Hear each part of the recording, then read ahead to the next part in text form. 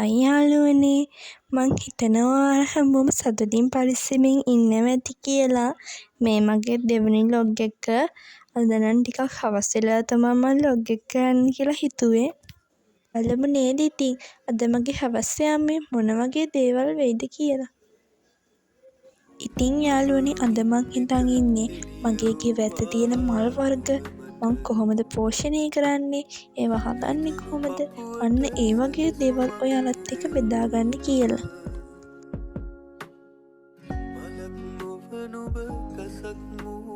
ඉතින් යාළුවනේ මේ තියෙන්නේ අපේ ගෙදර මිදුලේ තියෙන ටැංකියක්. මේකේ මාළු ඉන්නවා. ඒ වගේම මේකේ නෙළුම්, ඕලු, මානෙල්, සුදු නෙළුම්, රතු නෙළුම් වගේ මල් තියෙනවා. මේක සමහර දවස්වල නම් මල් ගොඩක් පිපිලා තියෙනවා. අද නම් මල් පිපිලා නැහැ. මං ඔයාලට මල් පිපිලා තියෙන දවස් එකත් වීඩියෝ එකක් පෙන්නන්නම්කෝ. අපි මේකේ ඉන්න පොඩි මාළුන්ට කෑමක් දානවා. ඒ වගේම නෙළුම් මල් පිපෙන්න පොහොරක් දානවා. මට දැන් නම් නම මතක නැහැ ඒ පොහොරවල. මේ තියෙන අපේ ගෙදර තියෙන එක ඇන්තූරියම් වර්ගයක් තව තියෙනවා.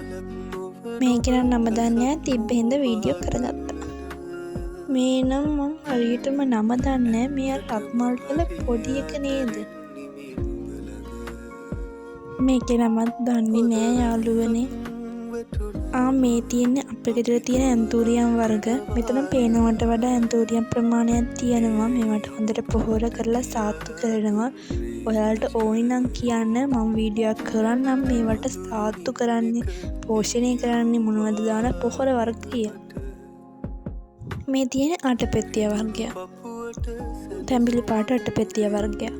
ඒක ලස්සනයි. පිපුණහම. තියෙන තව රතු ඇන්තූරියම් වර්ගයක්. මේ මල් නම් ඔයාලා දකින්න ඇති මගේ පළවෙනි වීඩියෝ එකේදී. මේවා කැලෑම් මල් වර්ගයක්. හැබැයි මේවා පිපුණහම නම් ලස්සනයි.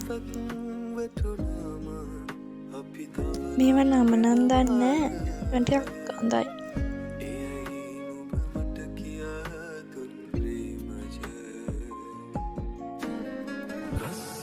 ඉතින් යාළුවනේ මම ඔයාලට මේවා සාත්තු කරන්න හැන්නම් පෙන්වන්න බැරි වුණා.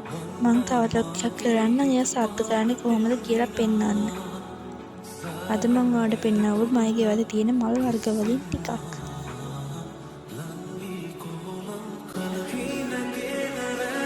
ඉතින් යාළුවනේ අතට මං ගිහින් ගෙන්න ඔයාලට ඇන්තූරියම් වගාව ගැන මොන හරි මගෙන් දැනගන්න තියෙනවනම් මට කියන්න. මම ඔයාලට ඒ ගැන අනිවාර්යයෙන් වීඩියෝ එකක් කරන්නම්.